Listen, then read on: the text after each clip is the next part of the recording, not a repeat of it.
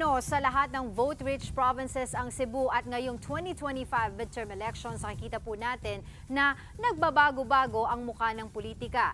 Tingnan na po natin dito specifically ang Cebu, kung saan ito po ang tinatawag na isa sa mga vote-rich provinces. Dito po sa ating data transmission na meron na po tayong 78.20%, ay nakita po natin na pumangalawa lamang po ang incumbent governor na si Gwen Garcia na meron po lamang na 604,000 na votes compared po dito sa kanyang katunggali na si Pam Baricuatro mula sa PDP Laban na meron pong 868,646 na boto to be exact. Ang kanyang vice governor naman, ito po makikita natin, ang nanalo naman po ay from One Cebu na si Glenn Soco na meron pong more than 863,000 votes at pumangalawa naman po dito ang isang independent candidate na si Joselito Ruiz. Para naman po sa member ng Sangguniang Panlalawigan ng Cebu ay unang-una po dito ay si Jojo Bacaltos with 161,000 votes. So ito po ang nakita natin na pagbabago sa liderato,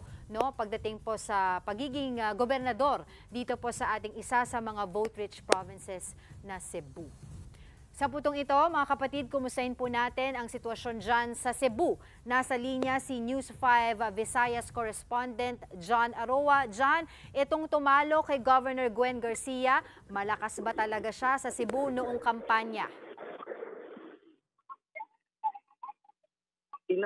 Inalarawan dito si Pam Baricuatro na upset dahil nung mga nagdaan na mga linggo ay kung makikita natin sa survey ay napakababa ang nakuha niyang porsyento. Nasa 2% lamang na porsyento na nakuha niya sa survey kumpara kay Governor Gwen Garcia na umabot sa 98% na approval rating. At sa mga oras naman na ito, anumang oras ay poproklama na si Pam Baricuatro o ipoproklama na si Pam Baricuatro ng COMELEC bilang bagong gobernador ng Cebu.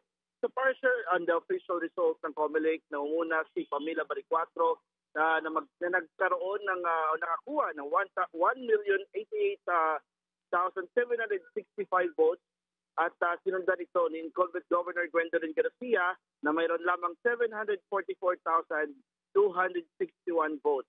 Nanguna si Garcia sa ilang mga lugar sa probinsya tulad ng San Remigio, Compostela, sa kanyang hometown sa bayan ng Dumanhog, sa Bourbon, Tuburan. Dikit rin ang kanilang labanan sa Tabugon at Tabuelan. Pero tinalo ni si Garcia sa baluarte ng mga pamilyang Garcia at Frasco dito sa bayan ng Liluan. Dito nakakuha si Baricuatro ng 39,322 votes. Habang si Garcia ay nakakuha lamang ng 29,789 votes. Nakuha naman ang maraming boto si Baricuatro sa Naga City, Consolacion, Binatilan, Carmen, Sibunga, Ronda, San Fernando, Argao at Badian. Sa vice gubernatorial race naman, nangunguna si Glenn Soco at sinundan ni Lito Ruiz. Formal na ring ipinunuklama ng COMELEC ang bagong halal na alkalde ng Cebu City na si incumbent City Councilor Nestor Archival pasado alas 9 kaninang umaga. Nakuha si Archival ng 256,197 votes. Nanalo naman ang kanyang running mate na si former Mayor Tomaso Peña na may 233,906 votes. Si Nestor Archival nangako na pagtuunan ang edukasyon para sa mga college students at ayusin ang healthcare system ng syudad. Sa Mandawi City naman, hinamon ni dating Mandawi City Mayor Jonas Cortez ang resulta ng eleksyon matapos di umano nagkaroon ng dayaan at manipulasyon sa datos ng halal. Alright, maraming salamat sa iyo, John Aroa.